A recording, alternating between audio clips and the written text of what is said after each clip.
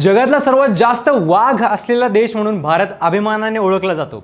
2022च्या अखिल भारतीय व्याघ्र गणनेनुसार देशात तब्बल 3682 वाघांची नोंद झाली आहे। पण या अभिमानाच्या आकड्यांमागे एक भीषण वास्तव सुद्धा समोर येत आहे।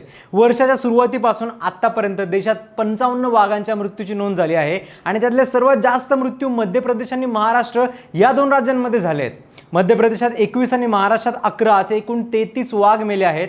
म्हणजे देशातल्या एकूण वाघ मृत्यूंपैकी अर्ध्यापेक्षा जास्त हे फक्त या दोन राज्यात झालेत।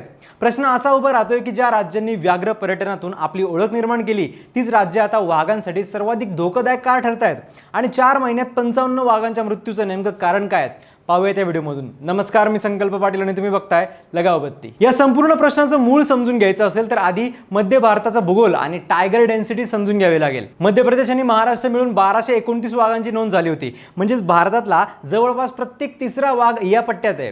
त्यामुळे इथे मृत्यूंचा आकडा तुलनेने जास्त असणं काहींशी स्वाभाविक वाटू शकतं, पण फक्त संख्या जास्त आहे म्हणून मृत्यूंना दुर्लक्षित करता येत नाही। कारण या 55 मृत्यूंपैकी तब्बल 25 मृत्यू संरक्षित क्षेत्राच्या बाहेर झाले आहेत आणि हाच सर्वात मोठा रेड अलर्ट आहे। याचा अर्थ वाघ आता फक्त अभयारण्य, टायगर रिझर्व किंवा संरक्षित वनांमध्येच मर्यादित राहिलेले नाहीत।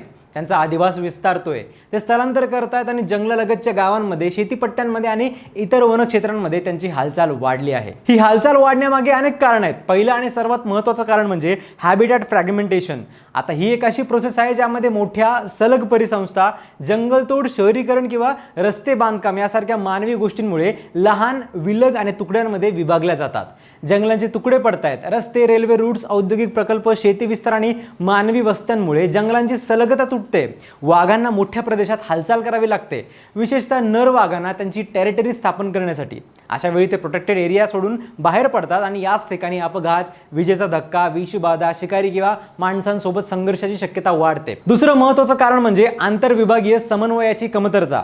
वन्यजीव अभ्यासक वारंवार हाच एक मुद्दा मांडतायत की एक विभागातल्या जंगलातून दुसऱ्या विभागात वाघ गेला तर त्या माहितीचा प्रॉपर फ्लो होत नाही। उदाहरणार्थ वाईल्ड लाईफ डिव्हिजन मधला वाघ स्थानिक जंगलात किंवा फॉरेस्ट डेव्हलपमेंट कॉर्पोरेशनच्या क्षेत्रात गेला तर त्याचा डेटा रिअल टाइम ट्रॅक होत नाही। काही वेळा जबाबदारी ढकलली जाते की संरक्षणासाठी जबाबदारी दुसऱ्या विभागाची आहे आणि हीच प्रशासकीय दरी वाघांसाठी जीवघेणी ठरू शकते। तिसरा आणि सर्वात संवेदनशील मुद्दा म्हणजे पर्यटन विरुद्ध संवर्धन। मध्य प्रदेश आणि महाराष्ट्र या दोन्ही राज्यांनी व्याघ्र पर्यटनावर मोठ्या प्रमाणात भर दिला आहे। ताडोबा अंधारी व्याघ्र प्रकल्प, पेंच व्याघ्र प्रकल्प, कान्हा व्याघ्र प्रकल्प यांसारख्या ठिकाणांनी जागतिक स्तरावर नाव कमावलंय। पण अभ्यासकांचं म्हणणं आहे की पर्यटनावर जास्त भर दिल्यामुळे प्रत्यक्ष संरक्षण आणि जमिनीवरची गस्त याकडे अपेक्षित लक्ष दिलं जात नाही। सफारी मार्ग, पर्यटक क्षेत्र आणि सुविधा उभारणी यावर भर असतो, पण जंगलाबाहेरील बफर क्षेत्र आणि वाघांच्या हालचालींचे मार्ग यांचं निरीक्षण कमी पडतं। सर्वात मोठी चिंता म्हणजे वाघांच्या मृत्यूची कारणं स्पष्टपणे समोर येत नाहीत। राष्ट्रीय व्याघ्र संवर्धन प्राधिकरण आकडेवारीत मृत्यूंची संख्या दिली जाते, पण प्रत्येक घटनेमागचं नेमकं कारण वेळेवर जाहीर केलं जात नाही। नैसर्गिक मृत्यू, परस्परातील संघर्ष, शिकारी, विषबाधा, अपघात, वीज प्रवाहाचा धक्का किंवा मानव वाघ संघर्ष यापैकी नेमकं कारण काय हे पारदर्शकपणे समजणं गरजेचं आहे, कारण स्पष्ट माहितीशिवाय प्रभावी धोरण तयार होऊ शकत नाही। आज टेक्नॉलॉजीचाही मोठ्या प्रमाणात वापर होतोय। कॅमेरा ट्रॅप, कृत्रिम बुद्धिमत्ता आधारित निरीक्षण, डिजिटल सूचना प्रणाली, उपग्रह, कॉलर अशा साधनांचा वापर केला जातो। पण प्रश्न असा आहे की फक्त तंत्रज्ञान पुरेसं आहे का? जंगलात शेवटी स्थानिक माहिती सर्वात महत्त्वाची असते। गावकरी, वनरक्षक आणि बीट गार्ड यांच्यातला संवाद मजबूत नसेल तर कोणतंही तंत्रज्ञान वाघांचं संरक्षण करूच शकत नाही। विशेषतः फेब्रुवारी ते एप्रिल या काळात वाघांची हालचाल वाढते, संघर्ष वाढतात, त्यामुळे गस्त वाढवणं अत्यावश्यक असतं। पण अभ्यासकांच्या मते त्यात सातत्य आणि गांभीर्य कमी पडते। याची अजून एक दुसरी बाजू म्हणजे माणूस आणि वाघ यांच्यातला संघर्ष। जंगलाजवळच्या गावांमध्ये वाघ दिसला की भीती निर्माण होते। पशुधनावर वाघांचे हल्ले झाले की संताप वाढतो। काही वेळा त्यातून बदला घेण्याच्या घटना घडतात। विष टाकणं, सापळे लावणं।